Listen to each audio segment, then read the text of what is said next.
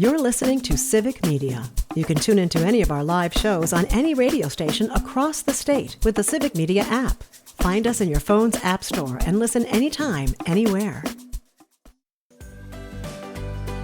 Good morning. Welcome back to Matinaire and Air. My name is Greg Box, sitting in for Jane Matinaire, who is currently vacating deservedly, and she texted me just now and says she misses absolutely all of you. If you'd like to be part of the conversation, you can call or text. It's the same number, 855-752-4842, 855-75-CIVIC. You can also leave a comment on the live stream, which we are on Facebook, YouTube, and the platform we in this house still call Twitter. Once again, a reminder that President Trump will be making an announcement from the Oval Office at 1 p.m. Central. Stick here with Civic Media. I'm sure we'll have coverage, and I'm sure we'll be talking about whatever he has to say because it's coming from the Oval. Probably going to be important. So, yes, once again, 1 p.m., President Trump will be addressing the nation from the Oval Office. Stay close for Civic Media for more information. As we know more, we will share more. But for right now, I have a fantastic guest here for you today. He is the Professor, Chair of Democracy and Justice Studies at the University of Wisconsin-Green Bay. He's also the president of AFT Wisconsin. He's also an author. He's a labor movement specialist, a union activist, a guy who I have very excited to have on the show. I've heard so much about Professor John Shelton. Thank you so much, sir, for being on the show today. We really appreciate your time. Yeah, absolutely. Thanks for having me, Greg. And saying all that stuff makes me feel like I should take a nap. Do it. I've read your CV. You deserve a rest, okay? But a happy belated Labor Day to you, and we're very excited to have you on. When I was approached to have you on, they were like, do you want to have John Shelton on to talk about labor and the union? I'm like, yes. We need to talk more about this. And I want to start somewhere right here in Wisconsin, of course. We can't get away from it. It seems like we're always in a state of perpetual election, but we have a big election here for governor next year. And your group wrote a letter to the candidates for that race. And I wanted you to talk more about that and what the letter had to say to them. Yeah, well, so first of all, I spoke two different places yesterday here in Green Bay for Labor Day, and one of my themes was basically that politicians won't save us. So let's kind of start with that. I mean, we have to organize ourselves, but obviously politics matter a lot. Mm-hmm. And so I guess this was over a month ago now, but when Governor Evers was kind of on the fence about running for a third term, right? And we weren't sure whether he was going to do it or not. I read a column that Senator Chris Larson from Milwaukee wrote for the Minocqua Brewing Company and the Substack there, which is very well read, which is very highly read in the state. And we just kind of started texting after, and I spent like way too much time because I was in Woodman's when we were texting, right? And so if y'all know Woodman's, place is huge. I spent like 4 hours in Woodman's because I kept stopping to text Chris, and I finally got done. I was like, all right, let's talk. And we decided to, over a phone call, that what we should do is draft an open letter that no matter who ran in this election, there needed to be certain things that they did, whether it was Evers or somebody else. And so we brought in a number of other folks who are interested in this project, a lot of other labor union leaders. Chris got some colleagues in the legislature. And, the letter, which, folks can find out there and they actually can still sign on to, basically said what we want from a candidate, anybody, whether it's Evers or somebody else in this election, is somebody who is going to be committed to certain things, obvious things like empowering labor unions, racial justice, reducing mass incarceration, having a clean environment, all those things. But to me, I think what I was really proudest of in terms of the letter is it said, whoever the next governor is needs to be somebody who's going to fight with progressive groups. My interest in this really comes from the labor movement, but obviously other progressive groups are involved as well. Citizen Action signed on to this, for example. And that letter, I think, has become even more important as we now have an open primary, right? Because I'm not talking to a lot of candidates, and we've already got several great candidates who have declared, and there will be a lot more that will be announcing very soon.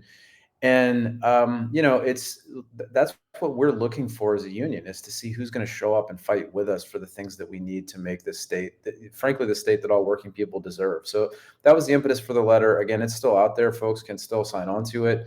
And, we're seeing this as obviously not the final word in terms of what, we expect out of candidates in this election, but, kind of a starting point for that conversation and really a lodestone.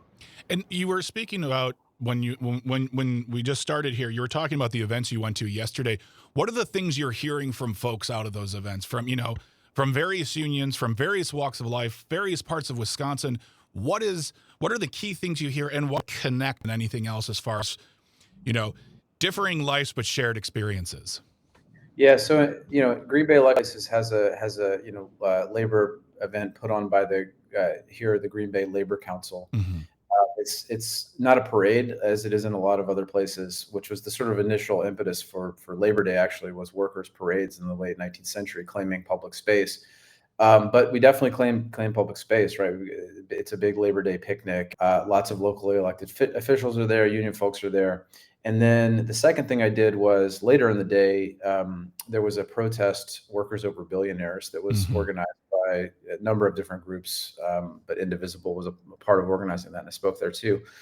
And I think people are fired up this Labor Day, right? I mean, you look at everything that's happened over the summer, and at the federal level, of course, that's Trump and the Trump administration, literally, sort of gloating about taking away food from people and taking away healthcare from vulnerable folks, and of course, locking up our immigrant brothers and sisters in the most cruel way possible, and occupying American cities. And I don't know what that announcement's going to be about, but could very well be an announcement that Trump is mobilizing the National Guard in Chicago, right? Yeah. So, and of course we don't love Chicago during football season, but we stand with Chicago if Absolutely. that happens. And so I think people are feeling a real sense of like, what do we do about this? And so the things I kind of talked about, and really in both, obviously slightly different, tones for each event, but the thing I really emphasized is that we're not the first people in American history to have to fight for the things that we value. We have a very long history of workers and other groups organizing through militant action to fight for their rights, and this moment is no different. And it helps nourish us when we know that we have those groups who have come before us. And what I challenged everybody to do was to think about what they can do every day to fight authoritarianism. And it's going to look different for every person. And, I really do believe that, for folks who are in unions, we're very central in this fight. People have to build their unions. But, that people were very receptive to that message. They want to be doing something. They want to take action every day to fight for our democracy and to fight against authoritarianism. If you're just joining us on Matt and Aaron Air, we're speaking to Professor John Shelton. He is a professor at UW Green Bay, as well as an author, as well as the president of Wisconsin, or the president of AFT Wisconsin. And we're talking about the labor movement. We're talking about labor fests around the state, as well as an open letter that his group wrote to the candidates running for the 2026 governor's race next year in Wisconsin. And something you brought up that was interesting, a friend of mine up in Green Bay, actually, she's a union organizer named Kristen Leidy. And I know Kristen. She is fantastic. And she was on our show yesterday for our pre-record for our special Labor Day episode. And one of the things that she talked about, and I think this is very true, is that Wisconsin and America have a very rich history with the labor movement. But over the past decades, it's been allowed to be squashed, rewritten, retold, or just forgotten, not taught at all. And really, in the past few years, we've seen a resurgence in the history of why it's important, what it's done for us as a community, from whether you're talking about state, local, or federal, and why it's important to not only remember, but to pass this information to the next generation of young people who may see unions as, well, why do I need a union? I feel like there's more of a resurgence in, at least in popularity, but also just that understanding of what the unions have done for us as just, as Americans. Yeah, well, that's absolutely the case. And I bet a lot of your listeners don't realize that we actually have a state law that mandates that students learn about labor history in high school. Nope, didn't know that. Just found that out right now.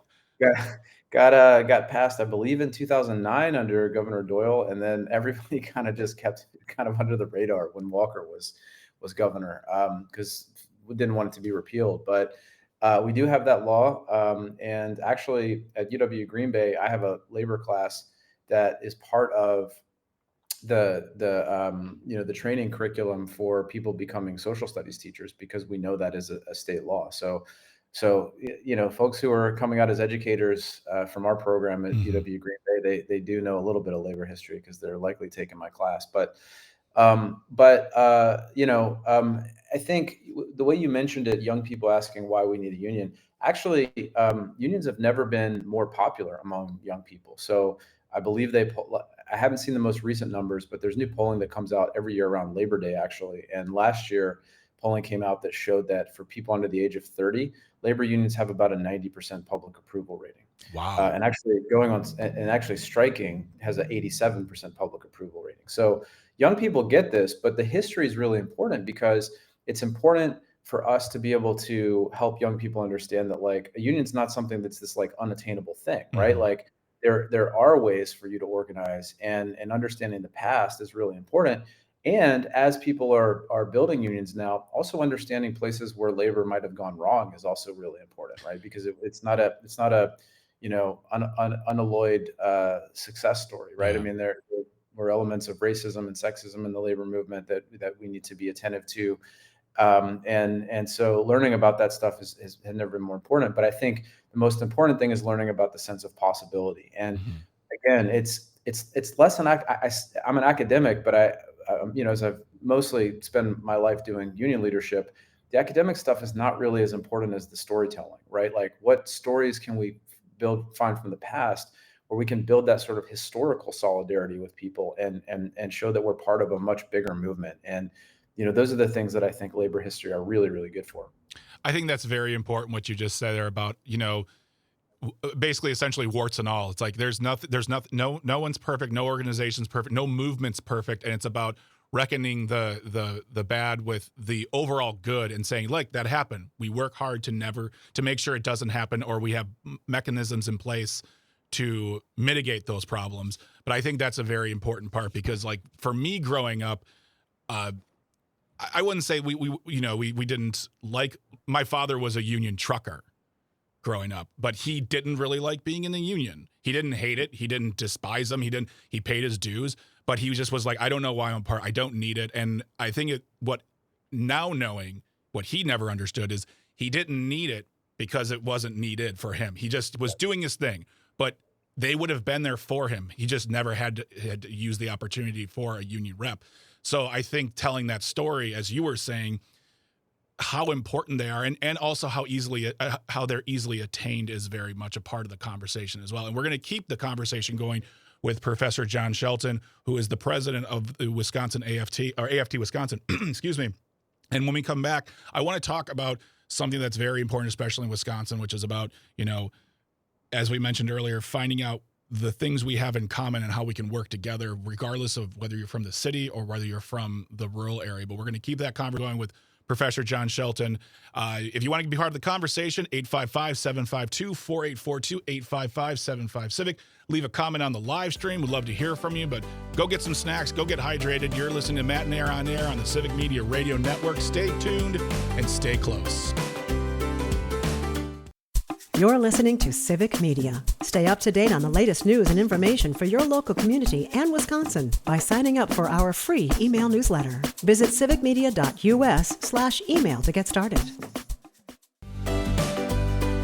Good morning. Welcome back to Matt and Air on Air. My name is Greg Bach, sitting in for Jane Matanair, who's currently vacating, and she will be back before you know it, but I'm here in the big chair, and we're happy that you are joining us today.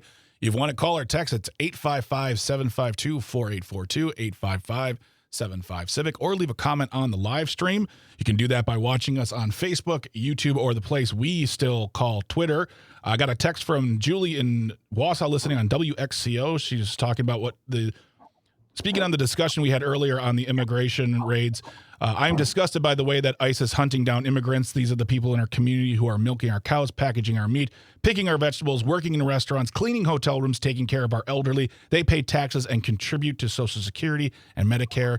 Thank you very much, Julie, for chiming in on that one. Yep, exactly. They're part of the community. They're part of our community, regardless of what people like to say or believe. But That's a conversation that's going to keep on going. The conversation that's going right now is with Professor John Shelton. He is a professor at the University of Wisconsin-Green Bay. He is also the president of AFT Wisconsin. He is an author. He is a man of great acclaim, and he has done a lot. He's going to take a nap after this interview because he has deserved it. But he's talking to us about Labor Fest. We're talking about Labor Day, the union movement in Wisconsin and throughout the country. And something, sir, that when I spoke to my friend Kristen Leidy, who is an organizer up in Green Bay, about is, when we think of the unions, we think of, the union job, representing the workers. But when you first started talking about the goals that you sought through a candidate for the 2026 election, it's not just about unions. It's about social justice. It's about equality. It's about all these other things. And that's, to me, I think part of the union discussion that we don't really cover a lot is how much the unions care about those issues as well as, the rights of workers. It's about equality, equity for the people in this country beyond the unions. It's for everybody. Yeah. I mean, there's this kind of classic way of looking at labor unions, right? Which is like that unions can either support what are so-called bread and butter issues or other issues, right? And that somehow it's like problematic if, unions, look beyond issues that are, not sort of directly related to the concerns of immediate like pocketbook concerns of workers. But the reality is that, unions are always stronger when they have a broader community to rely on and to work with and to build the kind of world where everybody is included. Because one of the things that the right tries to do, and this has obviously been magnified a lot with the authoritarian in the White House and really the party of authoritarianism, is they want to divide us, right? The thing that allows them to be successful, and you've seen it, right? They've successfully divided the working people of this country, is to divide people around cultural issues, around race, around gender, around gender identity and sexual orientation. And what the labor movement does when it's at its best is it says we reject that. We will not allow you to do that, and we will have solidarity with each other. And the text that you got or email you got about immigrants, right? It's not just that they're doing all those things, paying taxes, et cetera. They're fellow workers, right? And so whether you're working at a university or you're, running a radio show or you're, the producer of this radio show, like Calvin, sorry, I'll just call him out, or, or anybody else, or you're milking cows on a dairy farm, like we're all workers, right? And that's what binds us together. And when you can fight for things like racial justice and gender equity and, to include our trans brothers, sisters, and other siblings in what we do, that actually strengthens the labor movement, right? It's not a distraction. It's what we are. And so how can we possibly have a conversation about building the state that we deserve and that all of our, members deserve and that our students deserve and that our clients deserve, right? How can we do that if we're not committed to those things? And in the last few minutes that we have, I wanted to take that just a little step further too, is about, is that the divide can be, geographical. And I'm not talking about Los Angeles versus, small town America. I'm talking about, someone who lives in Milwaukee versus someone who lives in Hayward, Wisconsin, farmers, and how the unions can affect them and help them, because it's not just about the workers in the factories. As you said, we're all workers, and making them understand that we're here for you as well. And that this attempt to divide it shouldn't work because we're all in this together. Yeah, no, absolutely. But again, like look at how Trump has done this, right? I mean, like I believe it was the vice president, right? Who basically said maybe we'll go into Milwaukee, right? Yeah. And that's by design, right? Yeah. They're going after Democratic cities and in places. I was just talking to somebody about why Chicago, and I just realized the answer, right? Chicago, Milwaukee, these are big blue urban enclaves in the middle of cities or in states where you have, urban rural divides, right? Yeah. And so what Trump is trying to do is to purposely, whether he's doing it intentionally or not, is to drive that wedge between people. And the reality is, when we let authoritarians and billionaires try to dictate our lives. And by the way, they won't stop until they have everything, right? Mm-hmm. They don't just want most of it; they want all of it. Yeah. That affects that farmer. When you have agricultural companies, having CAFOs and tainting the water and making it difficult for small dairy farmers to operate. And I think that is a mistake we've made a little bit in the labor movement, is not being attentive enough to that. And I think we need to be thinking about how this, building a big tent where we can all talk about each other's issues, but really unified around the idea that you have billionaires trying to basically take our livelihoods. And as far as I can remember, we fought a revolution over the idea that people with a concentration of power could dictate our lives. Well, the revolution keeps on fighting, and I really thank you for your time, sir. I really appreciate you being here. I could talk to you about this for hours, but for now, I will let you go. Please come back anytime and bring the good news and bring the good work. Professor John Shelton has been our guest. He is the AFT Wisconsin president, also a professor at University of Wisconsin Green Bay. Sir, thank you so much. Happy belated Labor Day. We'll talk to you hopefully sooner than later. Thank you for your time. Absolutely. Happy Labor Day, brother, and happy Labor Day to everybody else out there. All right, when we come back from the news, Terry Barr is here to talk about her slice of Wisconsin, so don't go far. Stay close, stay hydrated. You are amazing. Let no one tell you differently. You are listening to Matt and Aaron on Air on the Civic Media Radio Network. Good morning. Welcome back to Matt and Aaron on Air. My name is Greg Bach, sitting in for Jane McNair, who is currently somewhere, but not here. But she misses you, and she wants you to drink water. If you want to get in touch with us, our number, call or text, it's the same, 855-752-4842, 855-75-CIVIC. Leave a comment on the live stream if you so choose. We are on Facebook, YouTube, and the place in this house we still call Twitter. But at the end of the show, we will be doing This Shouldn't Be a Thing. Today, it is the Want Fries with That edition at 10:52, so don't go anywhere. That's how we round out the show. Lots of great stuff happening throughout the day. Just a reminder, at 1 p.m. Central, so 1 p.m. our time, President Trump will be making an announcement from the Oval Office. We do not know what it's about. Information has not been released, but as we know more, we will share more. But stay here, because I'm sure we will have coverage, and I'm sure we'll be talking about it, but you can always count on Civic Media for the up-to-news updates. 1 p.m., President Trump making an announcement from the Oval Office. Todd Alba on from 2 to 4, as we talked about earlier. Then Maggie Dawn from 4 to 6. She's going to be talking to Angela Lang, who was here last week as our co-host. And they're going to be talking about Labor Fest. They're going to be talking about the Senate-elect for Iowa's Senate District number 1, who flipped the district last week. So that's going to be a great show. And then, of course, Pete Schwaba with Nightlight from 6 to 8. He is going to be talking to Ty Williams, who's Milwaukee film programmer. And that's going to be a great show. But even after Pete's done, there's amazing, amazing programming with Civic Media. You can listen to Rational Revolution. You can listen to Native Roots Radio.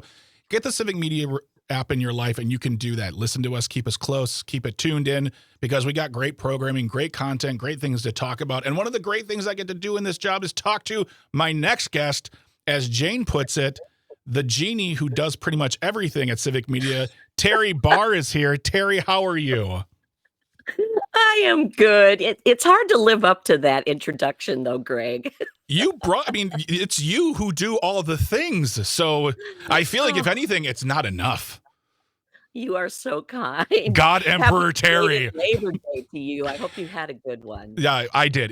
Yesterday was a relaxing one. As I mentioned earlier, we had a big weekend with family. My mother-in-law's 80th birthday. We celebrated this past weekend because everyone was in town. Lots going on, lots of visiting, lots of eating. And so by 3:30 yesterday, I was just laying on the couch saying, is it too early to go to bed? Because I'm tired enough.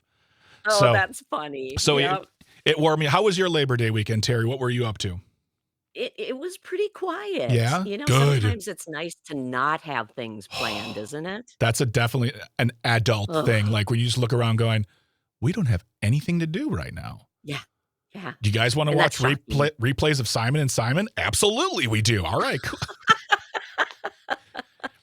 Because that's what we do on the weekend. But yeah, exactly. I as an adult, I completely appreciate the nothing going on days where you can say, like, we can do as little or as much as possible, but that's just great. So that's wonderful. I'm glad you had a great weekend of relaxing. You have brought with us another installment of your fantastic program, your trade marketed thing. I don't know how to, you do, it's called Slice of Wisconsin, where you highlight a part of Wisconsin, business people, that kind of thing. And you brought us something, and I did not listen to the audio because I wanted it to be as fresh in my mind for everybody else. So is there any setup, or do you want to go right to the audio, Terry? No, no, let me tell you a little bit about Okay. this one. All right. I'm talking about a museum in Wisconsin, and it's the RAR West Art Museum. It's located in Manitowoc, Okay. and it's celebrating 75 years this year. But that isn't all. That's a big milestone for a museum, which Yeah. is great. It's owned by the city, so the city takes this very seriously, and it's going to be open this weekend for a big festival. It's called Sputnik Fest. I don't know if you've ever heard of it, Greg. I mean, I've It's a heard of real thing. Sputnik, but I didn't ever heard of Sputnik Fest. Well, here's the fascinating thing that makes this a slice of Wisconsin. When anything happens, we always say, "Oh, it's probably has a tie to Wisconsin." Yes.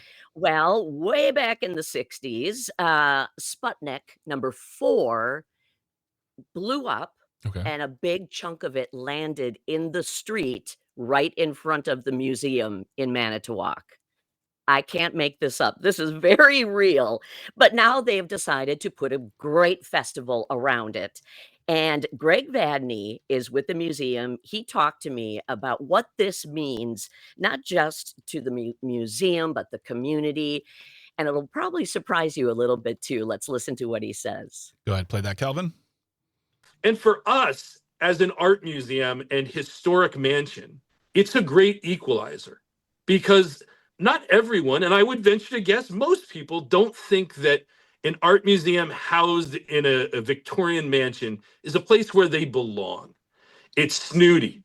It's like you have to have a beret when you walk in, right? And Sputnik and Sputnik Fest says, no, we're a place for everybody, and we don't take ourselves too seriously, and come on in. And it's a great way of swinging open those doors and telling everyone that they belong here. So for the museum, it's valuable. For our history, it's valuable. And really for our community history, that we have this thing that we can cling to that happened here and happened nowhere else on Earth. I love the idea that people would think that, like, to go to Sputnik Fest, they're like, I didn't bring a beret. Do you have one for me to wear?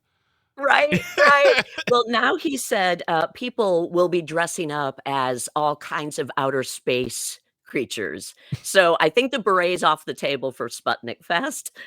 I wanted to But see a Sputnik lookalike contest. Oh, wouldn't that be fun? They do. I think they have on the schedule a Yeah. dog dress-up contest, so those are always Oh. fun. But to think this chunk of Sputnik Yeah. fell, crash landed on the street in front of the museum of all places, and now how they want to turn this into a regular festival. I think it's just so much fun. What a great way to learn about a piece of history. Mhm. They've got the piece in the museum. Yeah. And they say, this whole museum idea, people from around the world have heard that they have this piece in the museum from Sputnik. And when I was talking with Vadney, he said it seems like more people in other parts of the world know about this than we do in Wisconsin. So that just makes it really interesting. And if you want to check it out Mhm. and be part of all the fun, Sputnik Fest is happening this Saturday. This- But again, I think it's a great little slice of Wisconsin. I completely agree. If you're just joining us on Matt and Air on Air, we're talking to Terry Barr, the genie who does pretty much everything here at Civic Media. And you can always go to civicmedia.us/news for all the stuff that Terry is working on. But I agree. I think that there's a lot. I mean, I think part of the reason, Terry, that this what you do with Slice Wisconsin is so great is because it's true.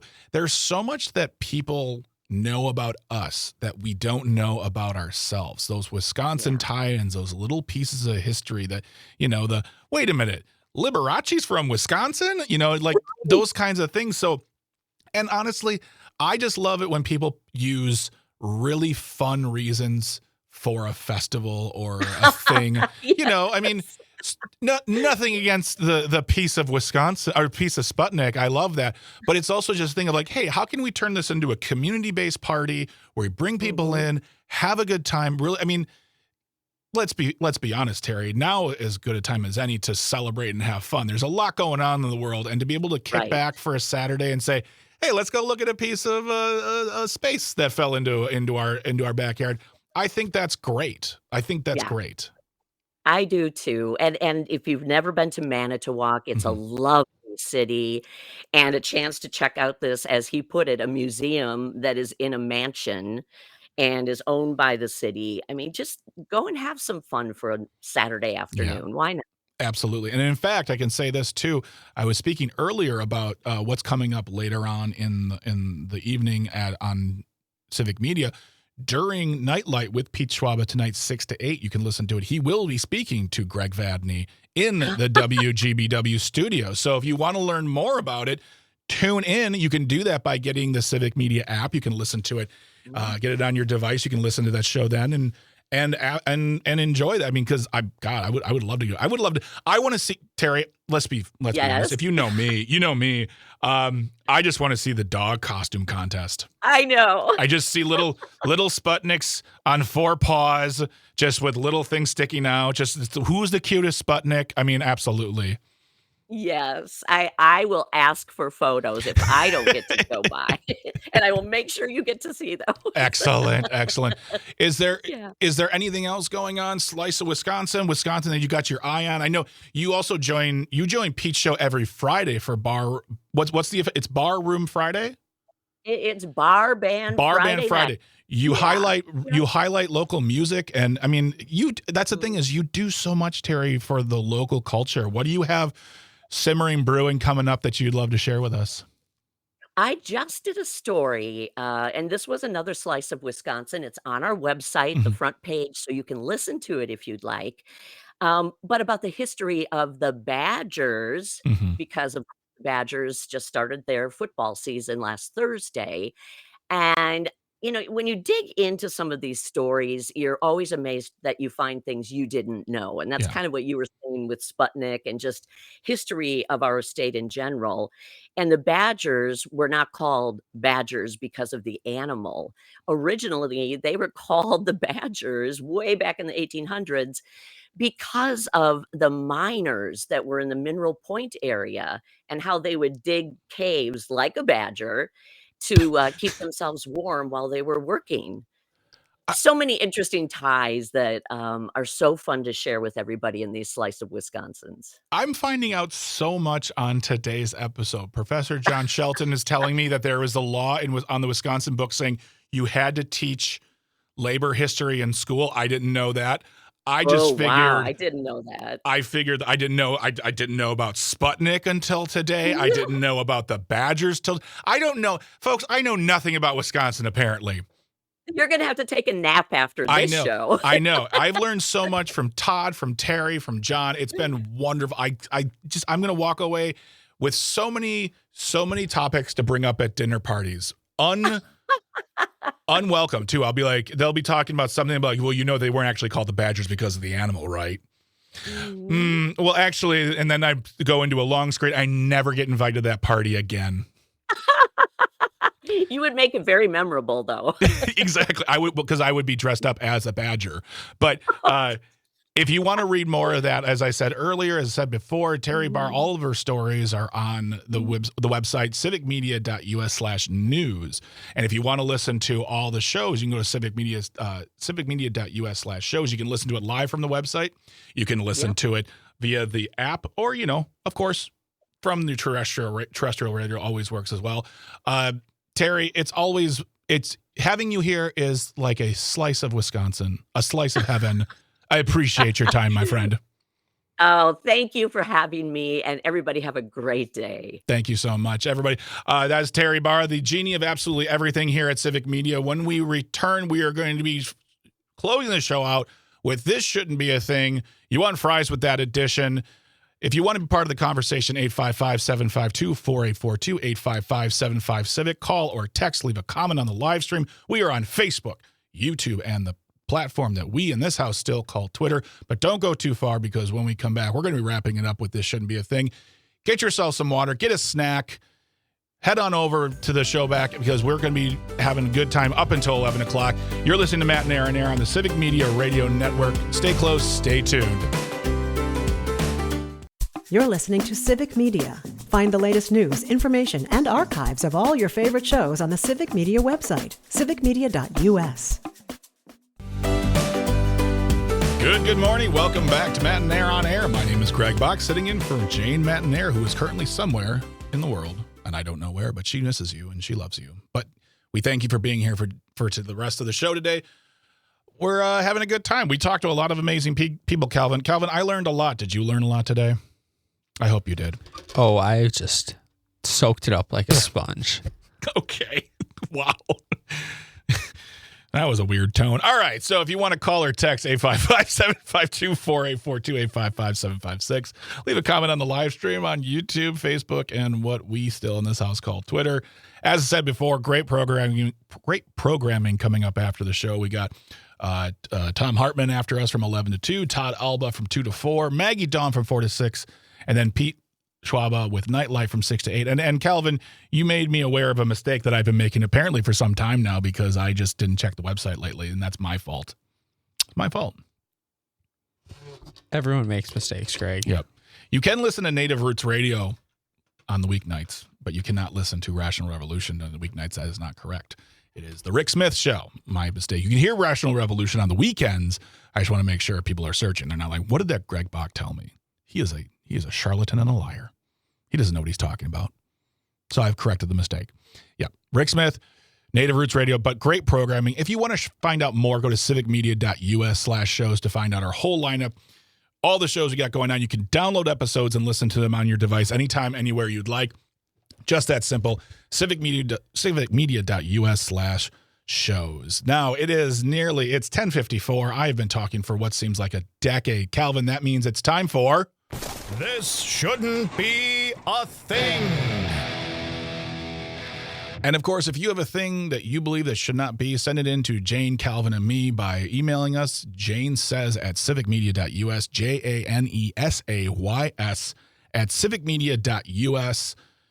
Send us, this shouldn't be a thing. Send us guest information. We can talk about subject matters, but you can get in touch with us. Let us know how we're doing, whether you like us or not, because trust me, people who don't like us use that email as well. But Jane says at civicmedia.us. Now, for today's This Shouldn't Be a Thing, here is the headline found to us by Calvin from the BBC.com website. Shiona McCallum is the senior tech reporter with the byline. Taco Bell rethinks AI drive-thru after man orders 18,000 waters. Taco Bell is rethinking its use of artificial intelligence to power drive-thru restaurants in the United States after comical videos of tech making mistakes were viewed millions of times. In one clip, a customer seemingly crashed the system by ordering 18,000 water cups, while another person got increasingly angry as the AI repeatedly asked him to add more drinks to his order. It's been since 2023 that the fast food chain has introduced the technology to over 500 locations in the United States. I know, Calvin, the time I've gone to Taco Bell, I'll drive up and it'll say, "Are you using this the Taco Bell app?" I'm like, "Nope." And then it'll be another person. So I don't know how much AI I'm interacting with, but they thought the AI would do the work, Calvin, and it's not. Once again, AI is comically failing us. Yeah, AI is not smart. And I guess I will say this article says that they have this AI in 500 locations. So if you consider in the grand scheme of how many Taco Bells there are, yeah, there must not be any Taco Bells around here in that 500. I mean, you're right. You just get the automated, are you using the app? And then it's just as a real person. I would assume this is an actual AI, like, that is replying to you and tracking what you're saying. Which is really weird because, like, I had to use AI twice this week. Like, I had to. There was no choice. I try not to use it. And by the way, as of this year in March, there are 8,093 Taco Bells in 51 states and territories. That's a lot of Taco Bells. But AI, like, does this. I had to go on, like, a helpline for my television. And I had to go on and, like, answer the questions. And it kept trying to, like, talk to me in a way that it was convincing me that it was a human, but I knew it wasn't a human. And I just feel like, just give me a phone number. Just give me a real person. I'd love to, but AI, In this situation, I'll say it's because I know the robot overlords are listening to us right now, Calvin. I think that AI has failed us in the Taco Bell end. I won't say anything else because I want to be looked upon by our shiny despots lovingly when the time comes for judgment. But yeah, this is one where I can imagine, like, one clip on Instagram says it's been viewed 21.5 million times, shows a man ordering a large Mountain Dew and the AI voice continually replying, "And what will you drink with that?" I think we can shut it down, Taco Bell. I think we can just trust the person at the drive-thru to do the work. Yeah, I mean, they're taking our jobs and they're not doing them very well. yeah. AI's going to take our jobs, and they're going to be just as bad as we are. They're going to get written. That's what AI is going to get written up. They're going to get like a warning, probation, and then they'll fire AI. You see it here first. We're talking about tech news on it, Matt and Aaron Air. But for now, when you go to Taco Bell, maybe just go inside and order, make your life a lot easier. But that has been another edition of This Shouldn't Be a Thing. Thank you so much, Calvin. Thank you so much, Terry Barr. Thank you, Professor John Shelton. Thank you, Todd Alba, for being here for today. Seriously, I learned so much. We got a great show for you today. I'm really glad you were here listening to us. And thank you, texters, commenters, callers, listeners, watchers. Without you, there's no us. You don't want to go very far because coming up after us is going to be the Thom Hartmann Show and then just a swath of wonderful programming. Don't forget, 1 p.m. announcement from the Oval Office. Donald Trump will be making a statement to the country. Keep it locked here for more information on that and for the commentary afterwards when we're talking about what he has to say. You have been listening to me. My name is Greg Bach, sitting in for Jane McNair on Air on the Civic Media Radio Network. You are absolutely amazing. Let no one tell you differently. Stay close. Stay tuned. You're listening to Civic Media Radio Network. Have a great Tuesday. Happy belated Labor Day. Bye-bye. The national news cycle never stops, but it can be hard to find news about your local community. Civic Media is dedicated to providing quality local and state news coverage across Wisconsin. With the Civic Media app, you can get notifications about local stories that matter to you and your community. Find the free Civic Media app in your phone's app store and choose notifications from the menu to tell us what kind of news you want to hear about.